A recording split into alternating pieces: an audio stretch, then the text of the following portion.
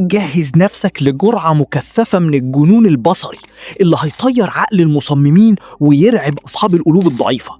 هنطير من بيوت الجبنة والموتزاريلا اللي بتنط لقلب الوجع الحقيقي مع ليفل الوحش في تحمل شوك الصبار والاختراعات العبقرية. كوكتيل النهاردة مش مجرد لقطات عادية، دي صدمات ميكانيكية وتجارب غريبة هتخليك تسأل نفسك الناس دي حقيقية ولا من كوكب تاني؟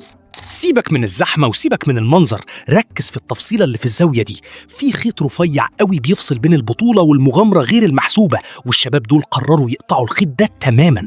الناس اللي بتشتكي من شك الدبوس أو لو صباع رجلها الصغير خبط في رجل الكنبة يجوا يتفرجوا هنا. ده ليفل الوحش في التحمل. بص على طريقة الربط الأرجوانية دي مش للزينة، دي عشان الشوك يغرس أكتر. تفتكروا الشباب دول بيتدربوا على الوجع ده من وهم صغيرين ولا دي لحظة انتفاع؟ لو فاكر إن الموضوع سهل، جرب تلمس صبارة في مشتل وشوف ايه اللي هيحصل لك. اللي بيحصل في آخر اللقطات دي يثبت لك إن الناس دي عندها سويتشت للوجع قافلينه تماما. الفيديو ده محتاج يتعمل له إيقاف عشان تستوعب كمية الشوك اللي في ظهرهم. أكبر بيتزا في العالم بقت بيت ومطعم حرفياً. استنى، وقبل اللحظة اللي هيقطم فيها شجر الموتزاريلا، الشخص ده لقى ناس كاملة معمولة من الجبنة قاعدة بتاكل جوه. بص على الزوايا دي، عيدها وركز في التماثيل اللي قاعدة على الترابيزات في الثانية 13. هل دي دقة في التنفيذ وتصميم عبقري ولا دي قمة القرف؟ تخيل الجو جوه البيت ده ريحته عاملة ازاي. تقدر تعيش في أوضة أرضيتها عجينة وسقفها بيموت. سيبك من الجرار وسيبك من الطوب، بص على طاسة الراجل اللي سايق. الراجل ده حرفياً بيعمل عظمة وهو قاعد يشرب شاي ولا كأنه في مأمورية. لو فاكر إن الموضوع سهل، ركز في حركة السيور والأسمنت اللي بينزل بالمعلقة ده. في تفصيلة في النص لو فاتتك مش هتعرف السور ده ماسك نفسه ازاي. بذمتكم يا جدعان، دي هندسة وصرف ولا جياشة واختراع ميكانيكي من بتوع الورش اللي بيفاجئنا؟ القفلة بقى في الرصة الأخيرة، بص كده على تناسق القوالب كأنها مرسومة مش شوية طوب وأسمنت. عيد الفيديو وبص على الترس الصغير اللي تحت، هو ده السر. أغرب كاميرا مراقبة في العالم راكبة على ظهر كوبرا شفافة.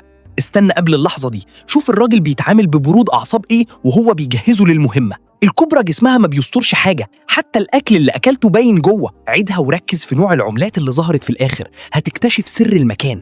التعبان دخل نفق ضيق وسط جيش من عيلته لحد ما وصل لمكان مريب جدا، بيض مكسور وذهب وتماثيل غريبة كأننا في فيلم مغامرات قديم. تفتكر ده كنز حقيقي منسي ولا مجرد ديكور لقصة؟ الصيدلية قلبت مطعم شعبي والناس هتتجنن من اللي شافوه. ركز في تفاصيل كبسولة التوابل السوداء اللي في النص دي. استنى، قبل ما يدلق المية بص على حجم الحبة الحقيقي جنب طرف صباعه. عيدها وركز في النقط السوداء اللي محبوسة جوه كأنها بذور حقيقية بتكبر فجأة. الراجل ده قرر يفطر كيمياء بدل الطبيخ العادي. ده ذكاء خارق في التغليف ولا مجرد افتكاسة طعمها هيطلع صدمة في الآخر؟ تفتكر الطعم هيطلع زي الحقيقي ولا دي تجربة فاشلة؟ الألواح التي تراها ليست ثابتة، بل هي مصممة لتتحرك وتتبع حركة الشمس طوال اليوم. الهدف من هذا هو جعل أشعة الشمس تسقط دائما بشكل عمودي على الألواح، مما يزيد من كمية الكهرباء المنتجة بشكل كبير مقارنة بالألواح الثابتة. المحركات والميكانيكا، الأذرع المعدنية والمحركات اللي تظهر تحت الألواح هي المسؤولة عن تغيير زاوية ميلانها. البيئة الصحراوية، غالباً ما تبنى هذه المحطات الكبيرة في الصحراء لاستغلال المساحات الواسعة وشدة الإشعاع الشمسي. كل الجنون والقلب الميت والذكاء الاستراتيجي اللي شفتوه النهاردة كوم، واللي مخبي ليكم في الفيديو الجاي كوم تاني خالص. اشترك واستعد، لأن الصدمة الجاية هتاخدنا لمكان أغرب واختراع هيكسر كل قوانين المنطق. تفتكروا الكارثة الجاية هتكون فين؟